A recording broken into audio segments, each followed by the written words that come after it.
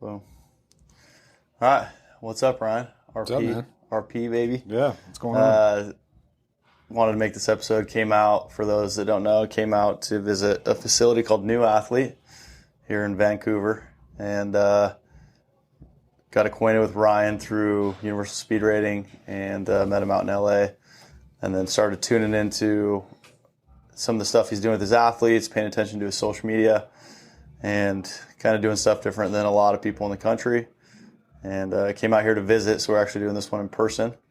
Came out to visit and kind of see what he's doing, see what I could take back to good old Pocatello.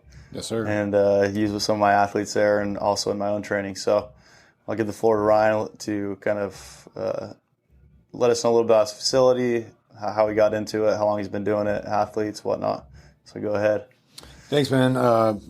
It's pretty awesome to have you come out. I actually got started in 24-hour fitness, and it took me about 4 months to realize that I was not cut out for that type of training, and it was horrible. So then I took the leap and said I'm going to start my own gig, and my wife was like, you got 2 weeks to make this happen. So I went from 1 to 3 to 33 athletes in 2 weeks. Wow. And pissed a lot of people off doing it. Because this area is very catty in that if a trainer has an athlete, they somehow have this unspoken ownership over that athlete. And when some of those athletes started to venture out and look at what I was doing, even if it was bad, that started to rub feathers. Yeah. And people didn't like it. So basically I would take my equipment in my truck and I'd drive track to track and I would train people for speed. Yeah. But they had no clue what I was doing. It was just running dudes through drills. And it's probably more one of those things back then of you give an athlete that's sedentary anything and you're going to see a result. Yeah. So that's what we did. For sure. Not saying that these athletes were sedentary, but they just never been exposed to that type of training. And as good or bad as it may or may not have been, we got a result. Yeah. So then, I did that during the summer. And if you know the Northwest here, the summers, it does not rain, or it's very rare. But once the floodgates open in mid-October, it's like that till May. But I didn't know that. And growing up in New York, if it was snowing out and we wanted to train, we would just go say, screw it. There's snow on the field and we play with snow, so let's go train. But kids out here don't do that. So I needed to find an indoor spot, and first facility opened up in a warehouse, and it's kind of evolved to what we have today. Nice. A couple things I wanted to hit on that is, number one, I thought the point of at the end of the day, it should be about the athlete, and it bothers me in this industry that people think they own the athlete, right? It's whatever's the best option for them in their journey. I wish trainers would be more open to that. And then the second thing was a lot of coaches actually ask me, how do you get started? What's the route? And everybody I talk to, that's been in the industry a long time, it's always you just have to make it happen, right? Mm-hmm. You just, like you said, you might not know exactly what you're doing, but as long as it's somewhat safe for the athletes and you're learning as you go, it's that's where everybody starts. Everybody thinks that they get a certain degree or whatnot, right? I got my exercise science degree, and I would say I use 5% of it now. A lot of it doesn't have to do, it all really comes from experience, and you have to get that experience somehow. So I think the number one way is find someone like yourself or my facility where you can go and learn.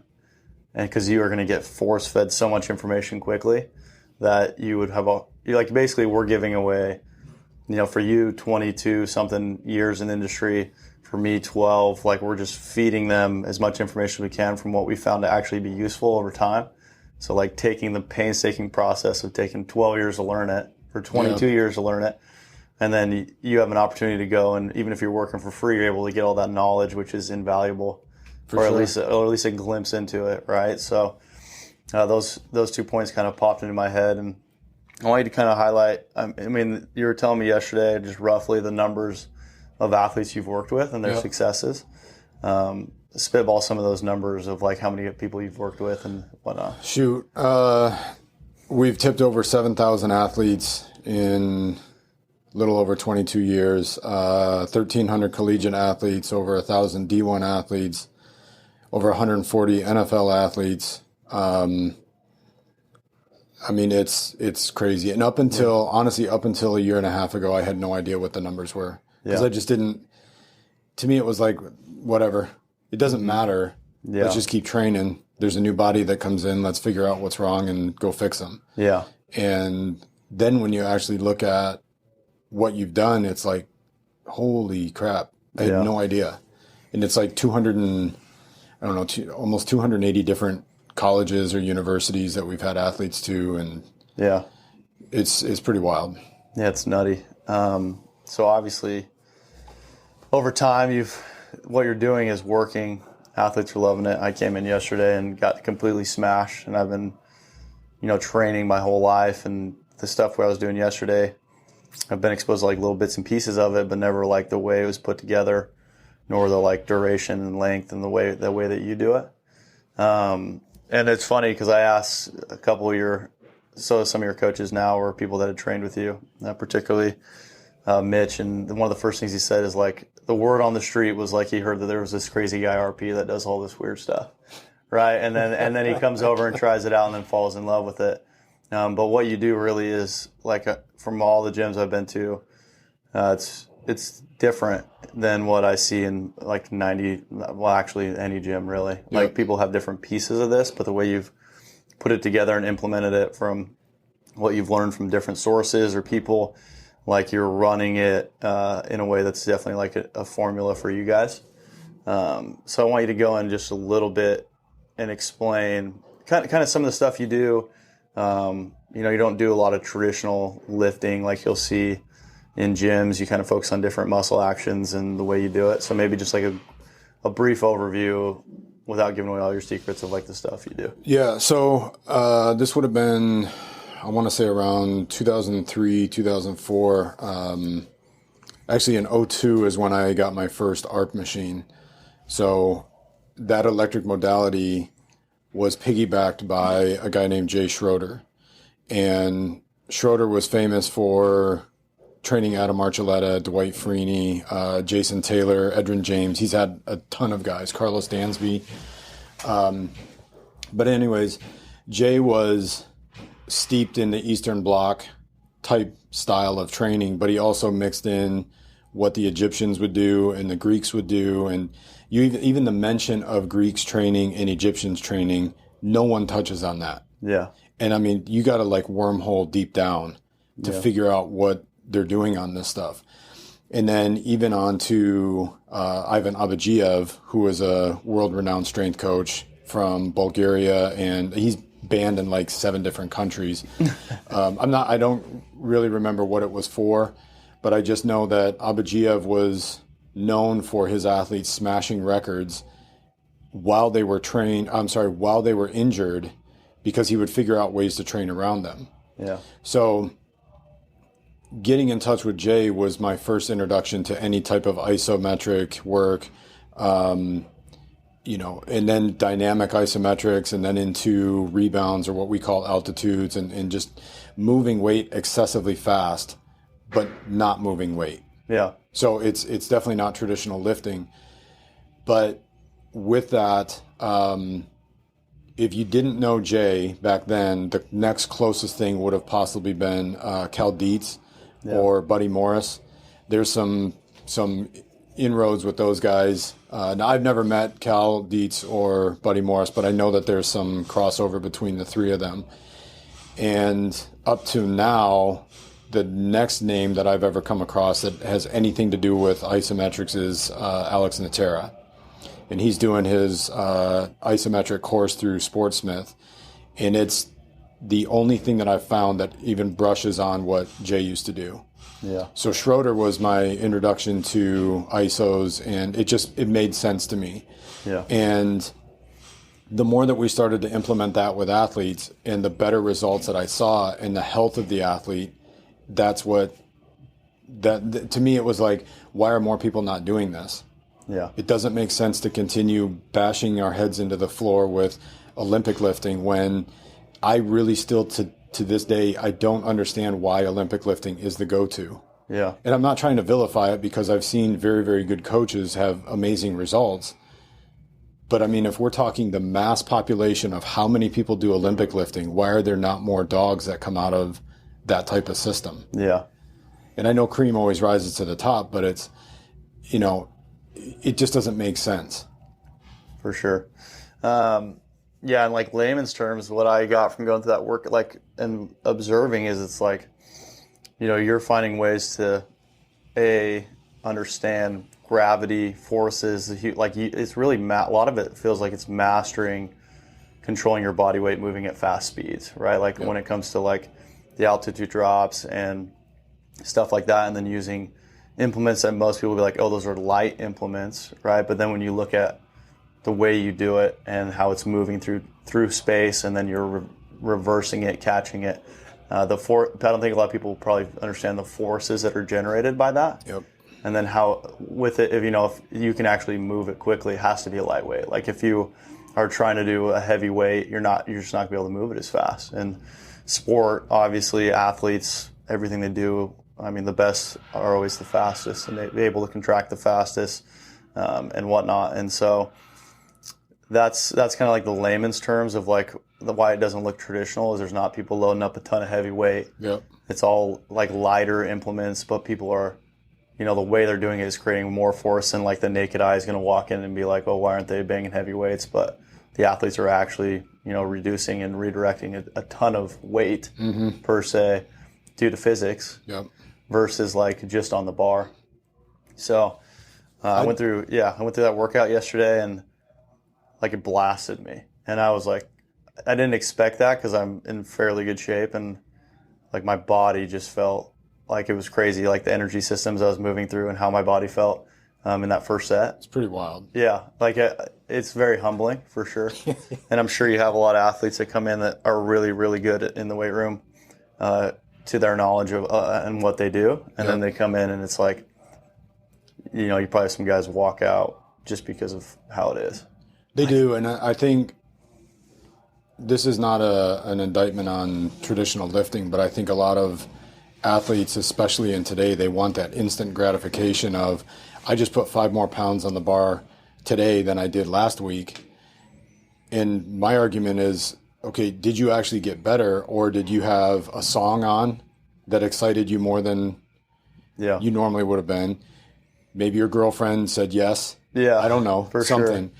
But, I could piss an athlete off and get a 5-pound increment in anything, but I haven't done anything to change their athleticism. I've just changed a metric on a bar, which there's no carryover to. So we could take our youngest athletes and teach them how to absorb force just with their body weight. They're going to get faster just because the more force they can absorb, the more they can produce. Yeah. So to me, it really started to hit home when I started getting into martial arts, and I would spar against different degree black belts. And there really is no difference other than the 1st degree and the 8th degree are the exact same thing from a fundamental standpoint, but the 8th degree hits way harder than the 1st degree. Yeah. Now, there is going to be some more knowledge and more things from the 8th to the 1st, but fundamentally the punch is no different. It just comes with a heck of a lot more heat.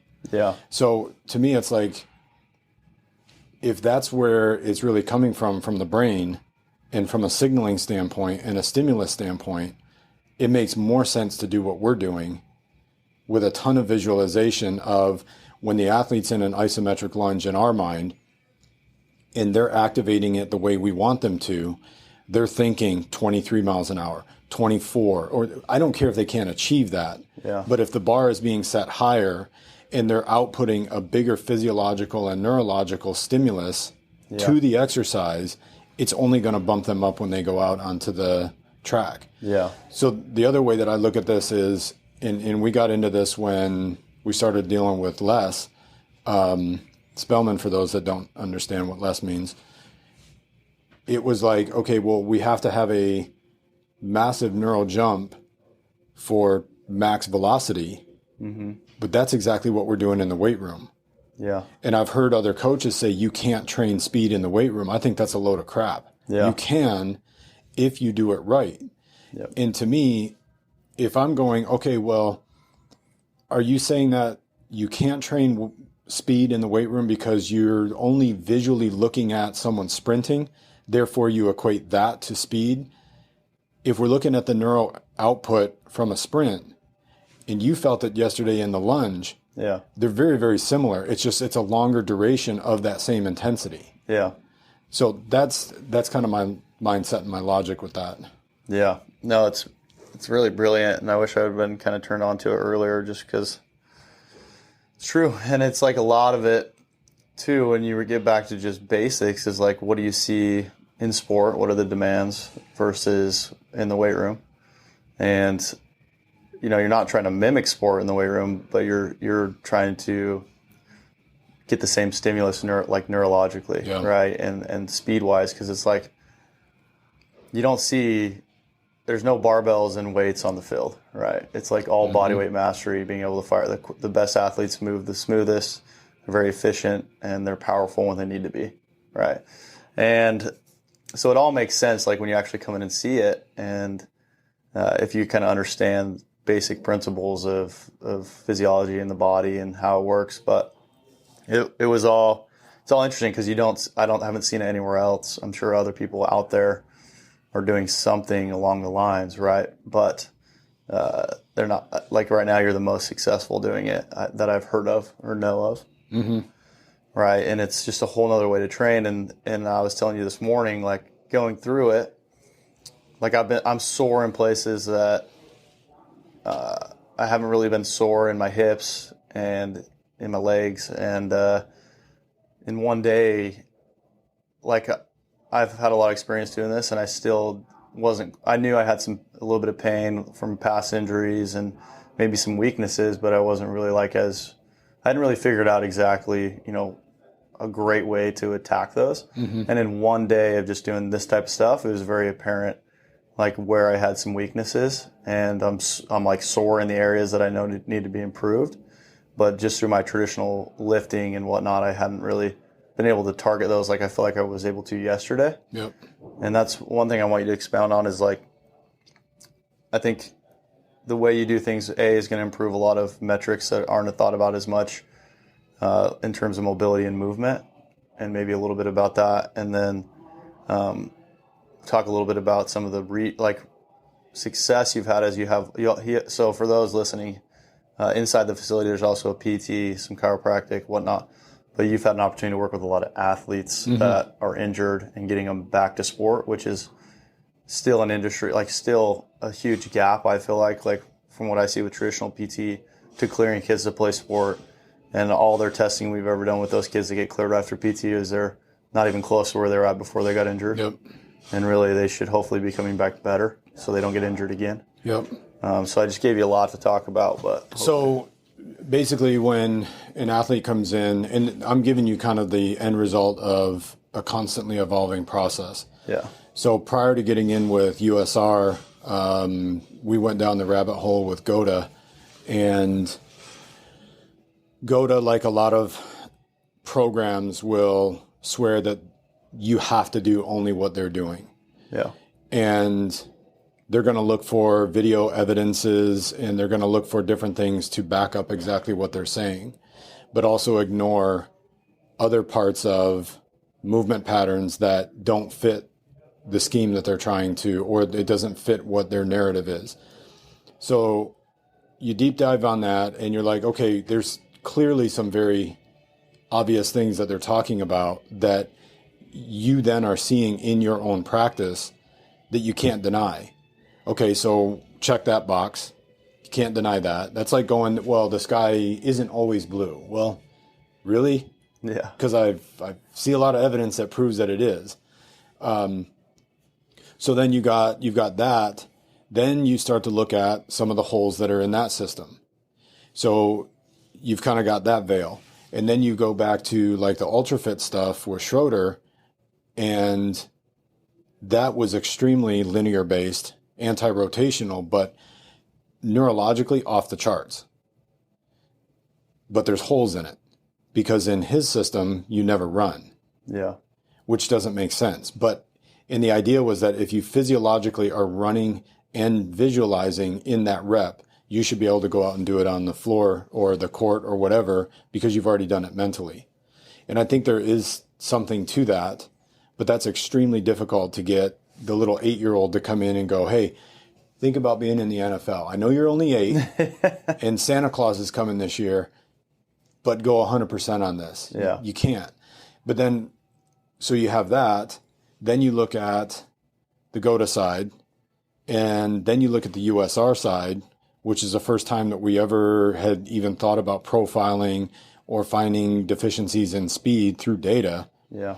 You blend all that together, and I believe that's the best way to go and attack the low-hanging fruit on all the athletes.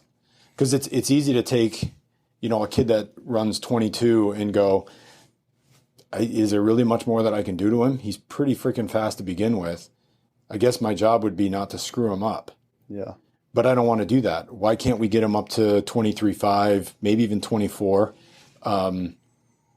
But at the same time, that 22-mile-an-hour kid has had constant shin splints and hamstrings. So we're not only going to take a side angle view of it, a data view of it, but I want to get a front angle view of it, which would be the GOTA eyes. And for the record, I'm not associated with GOTA. They didn't like that I got involved with Les, and I don't have a problem saying it. Yeah. And I really don't care if it pisses them off. But, I appreciate the knowledge. There's parts that we use. You experienced a little bit of that yesterday, but it's not an end-all be-all. Yeah. And I have guys that were their quote-unquote poster children, whatever you want to call it, that hit me up because they were going, I felt great, but I had no juice on the field. Yeah.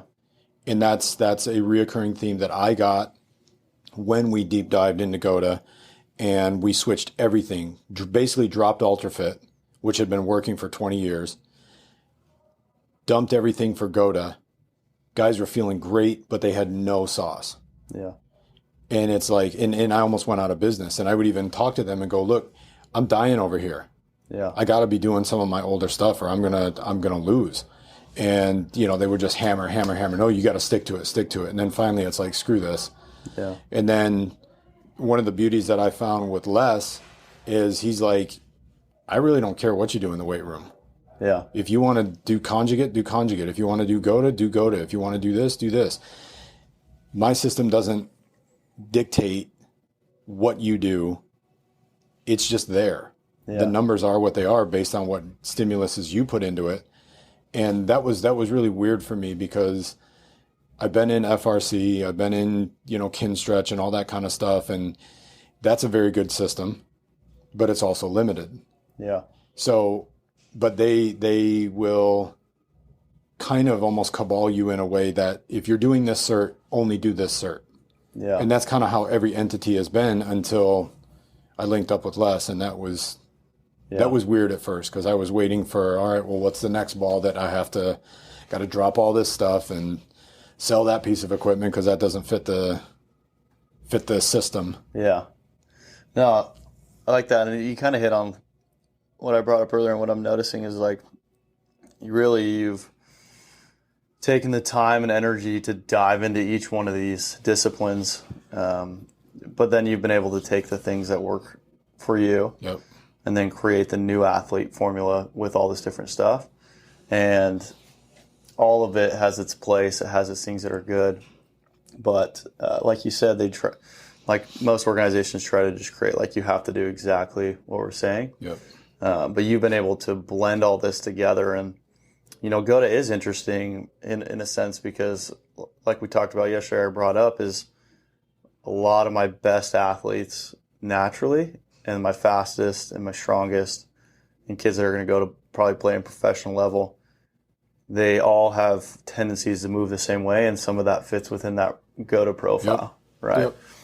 But that can't be just the only piece of the puzzle, right? Like it's like they move a certain way, but okay, if they already move that way, we have to keep driving stimulus in other manners so they can create force and whatnot, right? Not just like make them move a certain way and then they're good. So It's interesting how I do like some of that, and I would say 90% of my athletes that come in the beginning or even now don't move that way, and they are athletes that do have nagging injuries, and it seems like my ones that do move like that are pretty healthy in general. So I think there is something to that. So that's what's interesting is it's like, but they want you to only do one thing, and you're like, no. You got to create your own blend. You got to do all these different things. I think there's, just to touch on what you were talking about with like your top guys and them having what would be as close to what GOTA would want. Yeah. They probably also have as close to what USR would want. Yeah. And they probably also have as close to what this system or that system has. But then when you step back and you watch them run on the field, you're like, he's the dude that just has it. You just watch him move, and he moves differently. And it would be amazing if all these systems could speak to each other and put their egos aside. And I'm not saying or implying that each one has. They do to a certain extent. Yeah. But, again, like with Les is like, I don't care. If that's what you want to do, then knock yourself out. But all the other ones are like, no, don't do speed. Yeah. Don't run. Okay, well, but I play a sport where I have to run. Yeah. Well, yeah, but don't do it. Doesn't make any sense. Okay. So, cool. I guess I'm going to have to find a different program to train in. Or I'm going to be limited on what knowledge I have that I got from a system. I'm going to use it to the extent that I know and pray to God that I don't have an injury or I don't find myself in a position that something bad is going to happen. Yeah. And, like everything the buzz is on Rogers right now, that thing was going to pop whether he was on grass or turf. Yeah. Because of the positioning of the ankle. And for people to vilify turf for that particular injury is, in my mind, is stupid, especially when you consider how you watch the ankle collapse and then he's got a 260-pound dude on top of him. Yeah. I'm pretty sure anybody would pop at the same time. For sure, in that position with that weight, yeah. Yeah, and what I'm surprised is if you watch Rogers over the years of how he moves, I don't recall him trying to get out of that type of position. He would just go down. Yeah. And I think that's why he's never really had major injuries. Same with Brady. Outside of the ACL, but I'm pretty sure that was contact. Yeah. So, I'm kind of digressing, but again, it goes back to, if I'm seeing something, I don't want to just go, I don't know what to do with that. Yeah. There has to be a solution. And, the data is going to say pretty much the same thing that the video is saying. For sure. Or maybe we're not quite there yet. Yeah. But you're definitely going to see benchmarks that are going to be like, there's red flags over here in the data world. Yeah. You gotta pay attention to something. The video, there's red flags right there. You gotta pay attention to that. Yeah.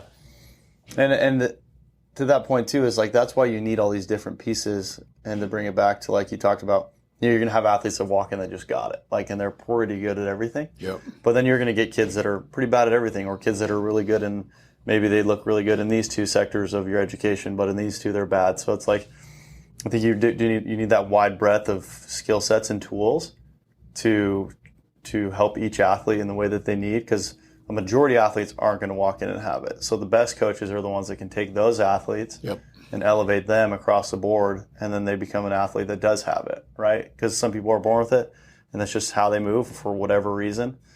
Maybe they crawled more as a kid in the GOTA world or whatever. It's like there's just different things that happen and circumstances where athletes just come in with different skill sets, and if you only have one hole to try to shove that athlete through, like you're not going to be successful with the majority of the athletes that you have.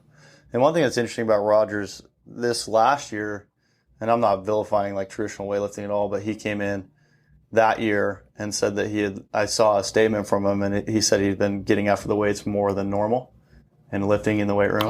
I didn't know that. Yeah. So he had stated in the preseason that this was the year he had lifted the most in the weight room and was making a ton of strength progress in PRs.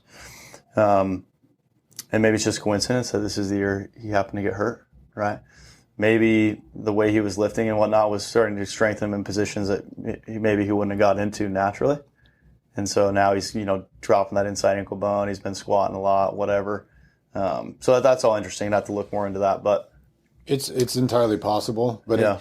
The thing is that there was a period of time where you get in and you look and you go, oh, there's the injury. And then you deep dive on who he trained with. And then you go and attack that person or attack what they're doing. And it's like, that's so stupid. That's Twitter.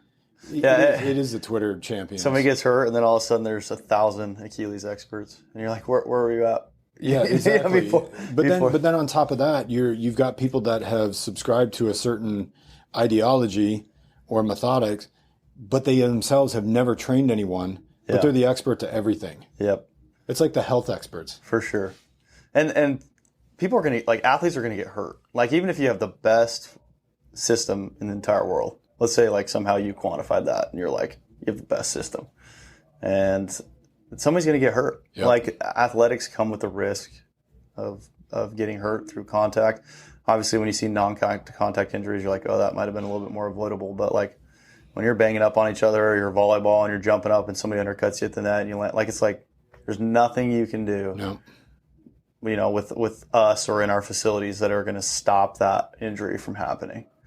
And that's tough as a coach sometimes too, is just being okay with that. Like, you're like, because you really connect, you become friends with these kids and coaches and mentors. And then, you feel a responsibility when stuff like that happens. I feel like every trainer that's been in it for a while, everyone has a logo that's pristine and it's clean and it's nice.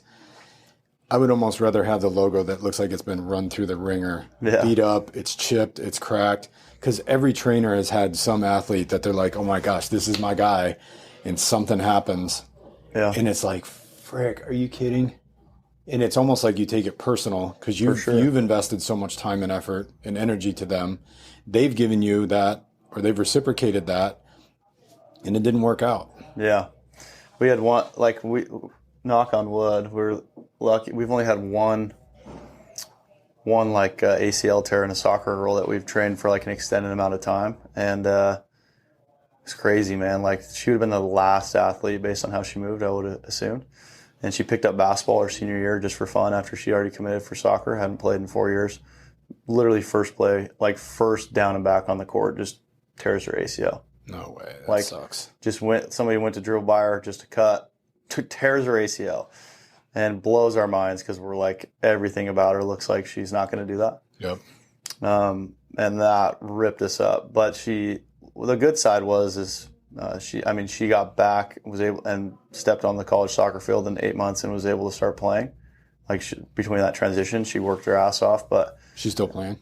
Yeah. So she had that base to where she was able to recover faster from that injury. Like, that's the perks, I think, of doing this type of stuff too. Is like, if something does happen like that, your body, it seems like you're able to get back from that quicker and maintain some of the strength you had and whatnot. So she was able to show up the day she was supposed to and be ready to play with a brace on. But that was big for us. But I know you've shared with me, I mean, with the type of stuff you're doing in here, like, I wish I knew a little bit, I implemented some more of this stuff with her on the way back, because you had stated that you guys were able to get people back from, like, we'll just use ACL as an example because that's like a very common injury with athletes, and it typically takes 9 months to a year. Doing this kind of stuff, getting their nervous system firing, and the different types of mobility and drills and stuff you do, like, you've been able to get athletes back pretty fast. Yeah, we had a run where, so I've rehabbed personally over 100 ACLs. Yeah. And the fastest was 2 weeks, and that, I know that's crazy. Yeah. But through the use of the ARP and heavy ISOs, the ACL had actually reattached on its own. Wow. And I know people think I'm batshit crazy to even say that. Yeah. But if the environment is right, the body is designed to heal itself. Yep.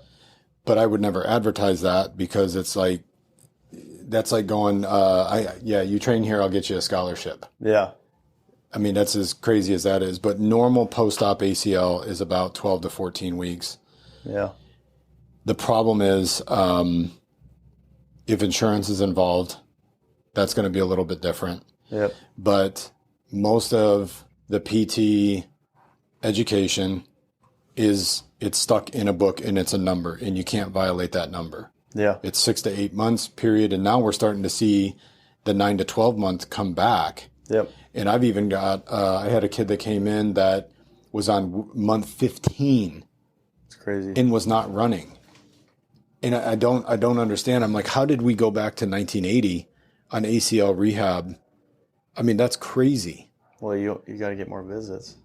Yeah, geez, you know what I'm saying? That just blows my mind. But the problem was the athlete was so scared to do anything Terrified. dynamic. Yeah. That we had to overcome the fear before we could even worry about moving. Yep. And it's just, I don't understand it. If it's a money thing, I guess I get it. Yeah. From an insurance standpoint, but how could you in good faith, unless you are so married to what you're doing, Yeah. that you essentially ignore everything else that's in the industry in your PT world? Yeah. I mean, how can you go, oh my gosh, that guy in the NFL came back in 6 months?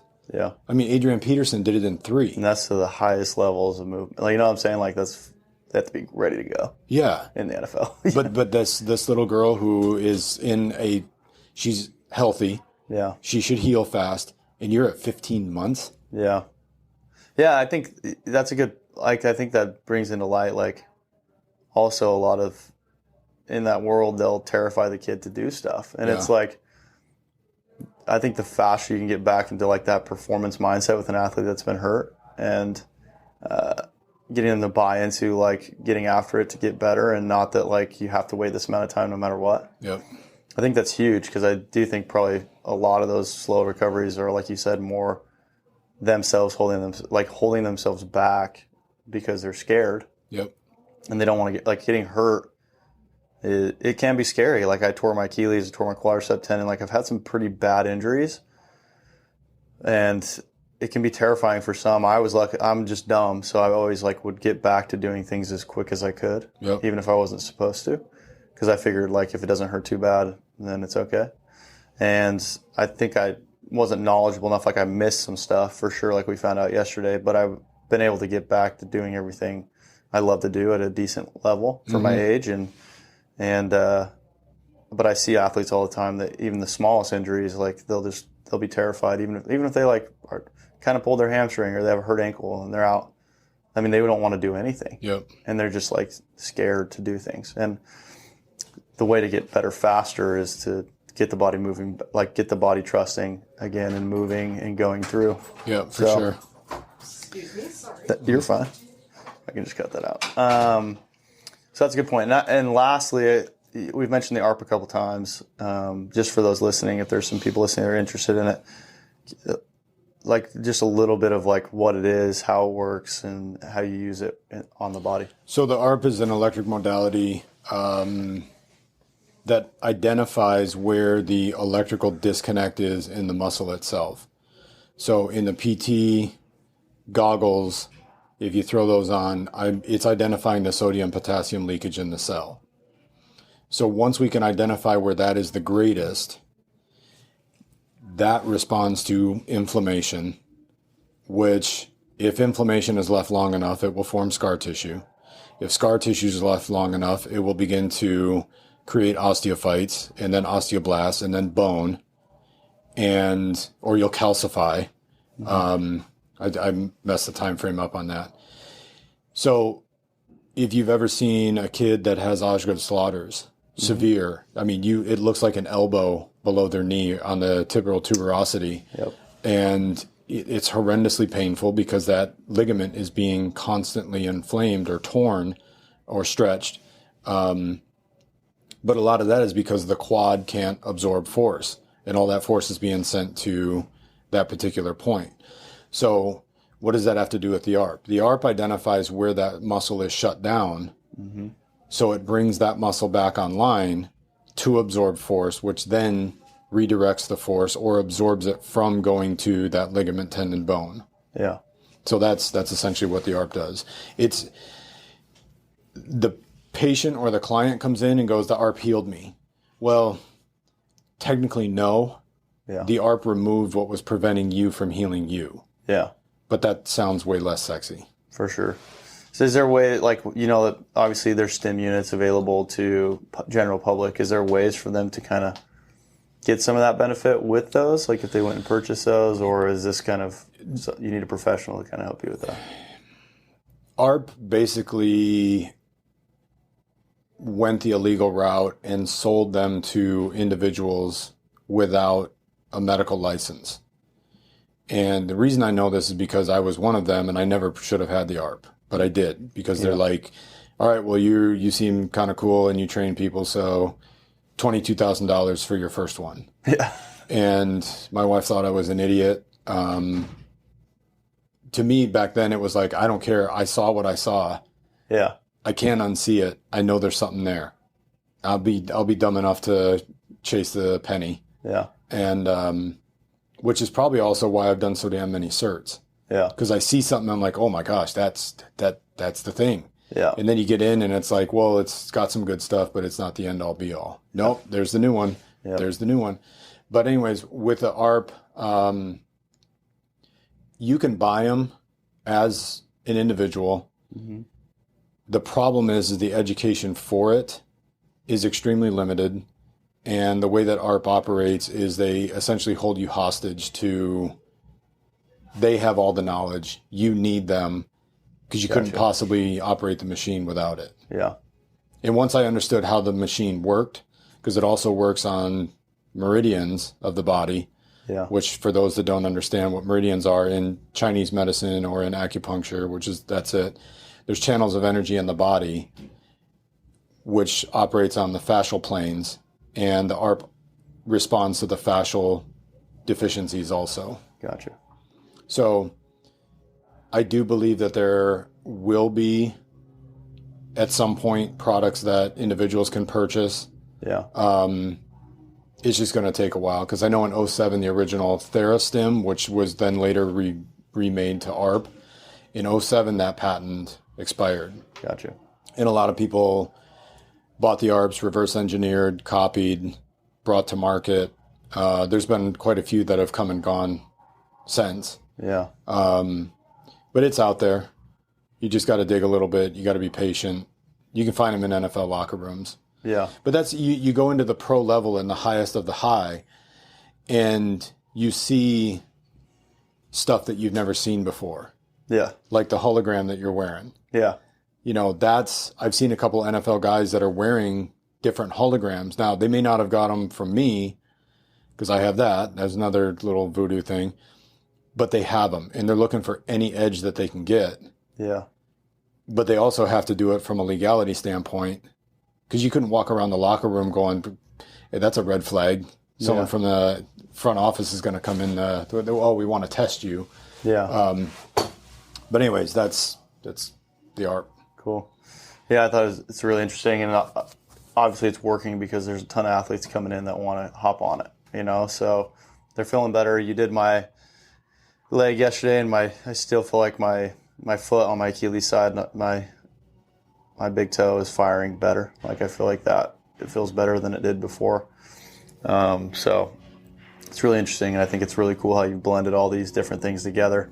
And obviously athletes are getting great results. And last point was, this is totally swinging it back, but you just showed me some pictures this morning of it even kind of blew my mind on how much muscle some of these athletes you're working with are putting on 3 months, 4 months, 5 months. But they're not doing what you would think puts on muscle, right? No. Like if you would walk in here, you would see people doing stuff, and you might be like, oh, that's like, if you kind of got it, you'd be like, okay, this is going to carry over the field. They're going to be moving fast. They're going to be running fast. This is good stuff.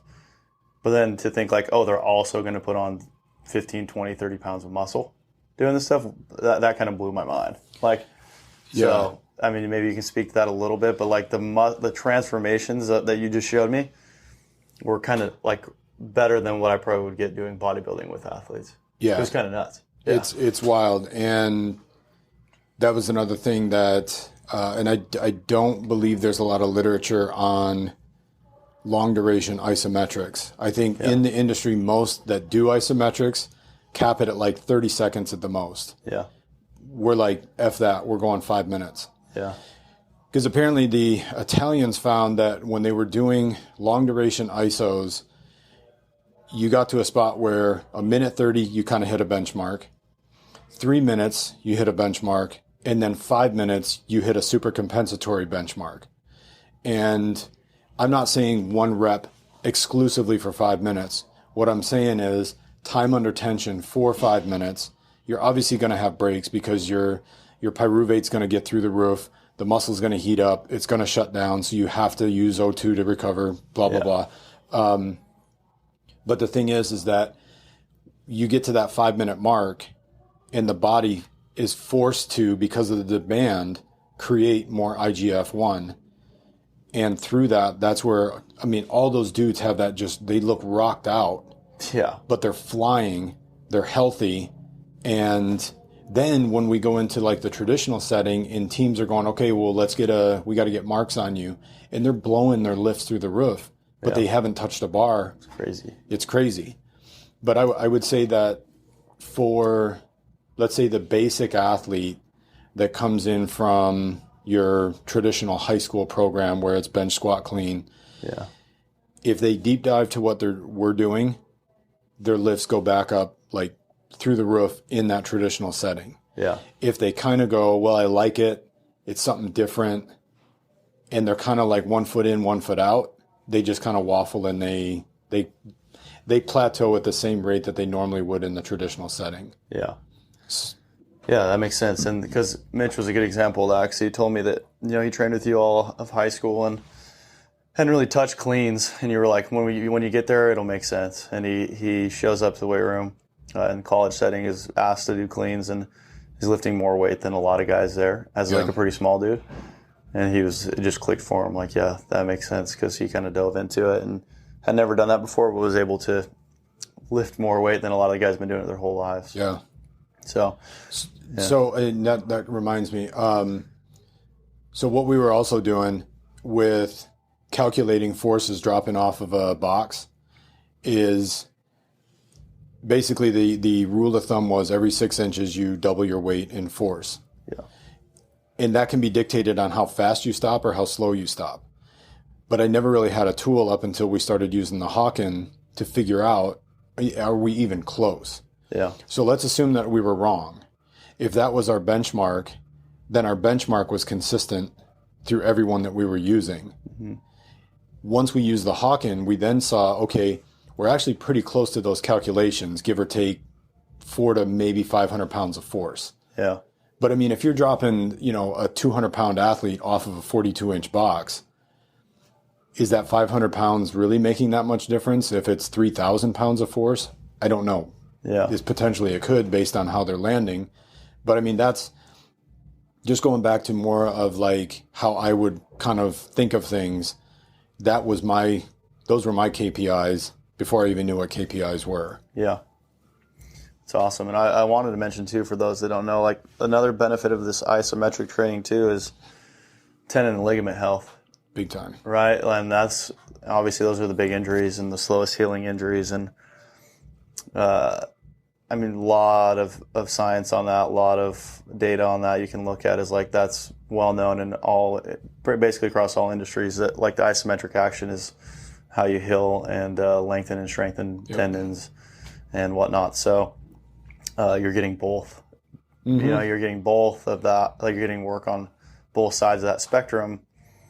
And that's missed a lot in a lot of programs. And there's a lot of people with a lot of athletes that have injuries or things that don't go away, whether they're acute or not, So it seems like you have a pretty healthy population of athletes here, and they're all moving pretty well. And I've just been kind of watching out in the weight room, and so it's definitely successful. But I appreciate you taking the time to, host me and let me come out and check out. Loved having you. All the things you're doing. And, my goal is to bring like something world-class to little Pocatello, Idaho. It's a small town where I grew up.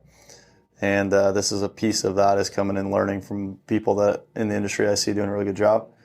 And then like you did, going and finding things that work for your population and then putting them all together into that formula. And you're going to be a big part of that. So I appreciate that. No, thanks, man. Love having you. Thanks for being on. If you guys want to check out some of RP stuff, definitely, I'll let him, if I miss anything, go ahead and jump in. But so we have the New Athlete Instagram.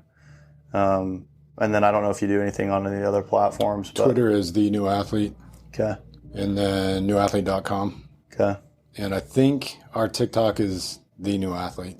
Okay. Yeah. So put that into any of those platforms. I definitely recommend going and following. They put a ton of good stuff out on Instagram. Maybe we can get RP to start his own podcast and share some of the knowledge he knows, or maybe even a course down the road. I think could be in the works. But again, appreciate having on, and thanks for listening, guys. We made it. Thanks for listening to the episode. If you have any further questions, please reach out via any social media channels or our website, and make sure to check out our on-site and online training options. We appreciate you taking the time to listen to the episode. If you have any further topics you'd like to discuss, let us know and we'll make sure to cover them. Thank you.